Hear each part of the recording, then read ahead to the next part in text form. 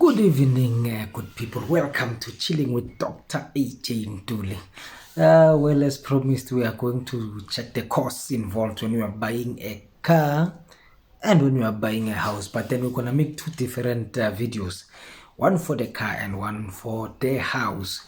It is important to note that I am not a financial advisor. I'm not registered with any financial body in South Africa. If you need the financial help, please do consult the professionals, the financial advisors registered with the financial bodies in the country. Having said that, I think we can start with the car. Now, when you are buying a car, it is important to do the calculations for affordability, that you calculate all costs involved.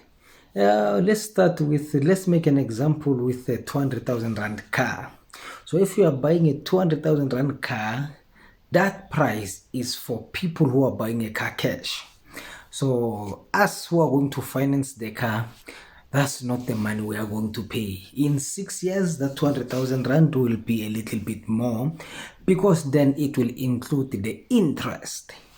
Yes, so then there is a once-off type of fees, there is monthly fees, and there is once in a while type of fees. So that's exactly what we are going to be talking about for the purposes of this video. So when you are calculating which amount will you be able to afford on a car, these are the costs that you are supposed to be considering. Let's start. Get your paper, get your calculator, and let's get to it. Now, when we start with the car, let's say we are assuming you are getting prime. Prime is 7%. So you are getting prime interest rate, and then you are paying a car for the period of 6 years, which will be 72 months. And you are approved on the bank for 100% loan, right? Yes, obviously, the once-off fees, it will be, yes, that one. It will exactly be the bond registration. For the bank to register your bond, they charge a fee. So that's once off, luckily. But which monthly expenses should you calculate to check the affordability? One is the repayment of the loan. Two is insurance. When you are financing a vehicle, you have to take in insurance, and insurance is payable on monthly basis. Three is fuel, petrol or diesel. For the vehicle to be able to move, every month you have to be putting in something in there. So let's take an example of 200,000 Rand. If you were to buy a car of 200,000 Rand and you get the prime of 7%, 100% loan, and you will be paying on monthly basis 3,409 Rand 8 cents. So you cannot only calculate this amount and say this is the only amount you are going to pay. So let's assume you are spending 1,000 Rand on petrol on monthly basis and your insurance is 800 Rand. So on top of this 3,409 Rand 8 cents, you have to add 800 Rand of an insurance, 1,000 Rand of petrol. Imagine if you were just to calculate the monthly repayment. If you pay the monthly repayment, you calculate, okay, I can afford the car of 3,400 Rand.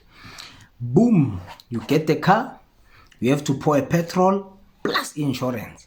You did not calculate that 1,800 Rand. Remember, even when they approve you at the bank, they do not include those two. You are on your own. You are the one who's supposed to calculate them and see if you'll be able to afford it. Now, that's a monthly expenses of a car. Now, there are once in a while fees in the car. They fall under maintenance. Maintenance, tire change, battery change, breakdown that happens now and then. Believe you me, it does happen. So when it happens, so for this, you need to have emergency funds set aside just in case. For tires, to change all 4 tires, they say every 50,000 kilos you have to change all 4 tires. That's about, if you are driving about 15,000 kilos a year, so 3 to 4 years, every 3 to 4 years you need to change your tires. And for service, the car goes to service. Most cars go to service every 15,000 kilometers. You need to take them in for service. So you need to have those funds put on the side. If you have a car on a service plan, it's a blessing. Then you just take it there. Service is for free, technically. But anyway, those are the costs that are involved when you're buying a car. Why is it important to know this cost? It is because when you only calculate the 3,400 and then you exclude the 1,000 of petrol and 800 of insurance, and you do not have aside emergency funds that are going to help you maintain your vehicle, you are running a risk of compromising other things that your salary is supposed to be doing to put it all in the car. You understand? So, but then the other thing that you need to look at when you are purchasing a car is that when you start working, we mostly buy cars when we start working and things like that. So they calculate on the bank to approve me my current situation now. But remember, this is a debt of 6 years. So 3 years down the line, my responsibilities might have changed greatly. So when you are considering these things, you need to take that into account. Because let's say, for example, they give me a car, I'm single, not married, I don't have a child. 3 years down the line, I'm married and I have a child. Responsibilities changed drastically right there. So if I didn't take that into consideration when I was taking a debt, then that will start weighing down on me heavily. So let's calculate properly, and let's also take into consideration the situations, because the calculation they did when I took a car didn't take into consideration the changes that will happen. But they are selling a car, it is my responsibility to check that. Additional information is the interest rate. Interest rate, it can be fixed or flexible. Fixed means for 5 years, the interest rate, if I'm given interest rate of 9, it's fixed on 9. When the prime goes up, mine remains at 9. When the prime goes down, mine remains at 9%. The flexible one is the one that goes with the prime. So if the prime goes up, my interest rate goes up. When the prime goes down, my interest rate goes down. But when they are fixing the interest rate, they don't fix it on prime. They fix it on prime plus. Maybe since prime now is 7%, probably they will fix it at 9%. Just an assumption. But they will fix it higher than the prime when they fix it. And it's not like forever, 20 years, just for 5 years. After 5 years, you review and then you sign again if you are fixing it on a different rate, of course. So also know that you can take